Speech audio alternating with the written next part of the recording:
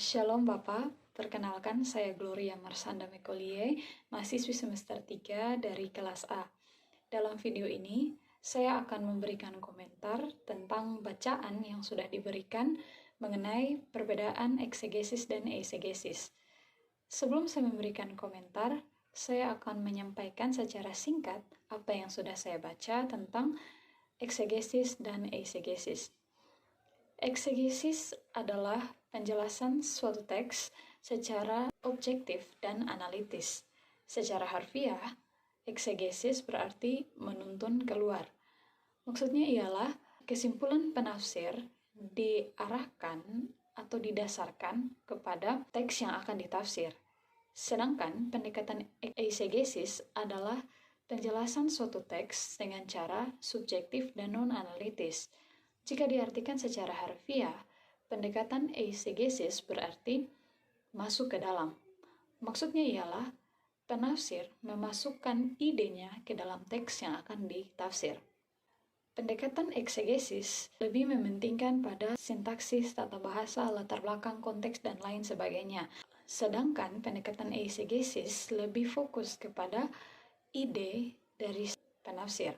Oleh karena itu, pendekatan eksegesis dianggap lebih adil terhadap Alkitab dibandingkan pendekatan eisegesis. Di samping itu, ada pula hal-hal yang dilakukan dalam proses pendekatan eksegesis dan eisegesis. Dalam eksegesis, hal-hal yang dilakukan yaitu 1. Mengamati apa yang dikatakan oleh perikop tersebut. 2. Melakukan interpretasi atau mencari maksud dari teks tersebut. 3. Mencari korelasi atau hubungan antara teks yang akan ditafsir dengan teks yang lain di dalam Alkitab. Dan yang terakhir yaitu menerapkan tafsiran tersebut dalam kehidupan.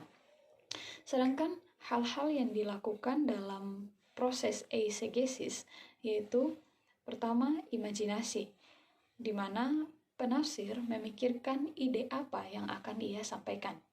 2. Eksplorasi, di mana penafsir mencari ayat Alkitab yang mendukung atau sesuai dengan idenya.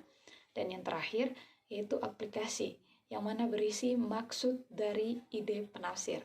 Itulah penjelasan singkat mengenai eksegesis dan eisegesis. Selanjutnya, saya akan memberikan komentar terhadap bacaan tersebut. Yang pertama, saya setuju dengan apa yang sudah dituliskan dalam bacaan tersebut bahwa kita yang harus setuju dengan Alkitab, bukan sebaliknya Alkitab yang setuju dengan kita. Mengapa saya setuju dengan pernyataan ini? Karena jika kita ingin agar Alkitab setuju dengan kita, berarti kita memaksakan keinginan kita. Memaksakan keinginan kita atau ide kita terhadap Alkitab merupakan hal yang salah dan tidak seharusnya atau tidak pada tempatnya.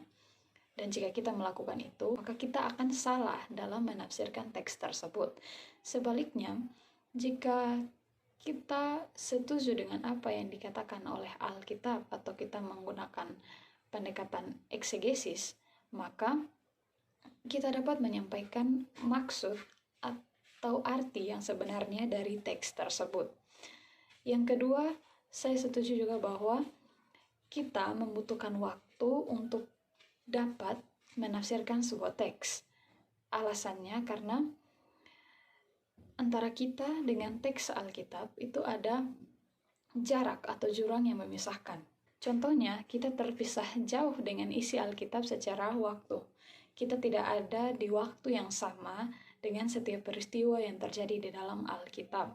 Oleh karena itu, kita perlu mencari tahu segala sesuatu yang ada di dalamnya. Mulai dari latar belakang, tata bahasanya, konteksnya, dan lain sebagainya seperti yang dilakukan dalam pendekatan eksegesis. Oleh karena itu juga, karena semuanya itu memerlukan waktu, maka sebagai penafsir yang baik, kita harus meluangkan waktu untuk dapat memahami teks tersebut dengan baik dan bisa menafsirkan dengan baik. Demikian komentar dari saya, sekian dan terima kasih. Shalom.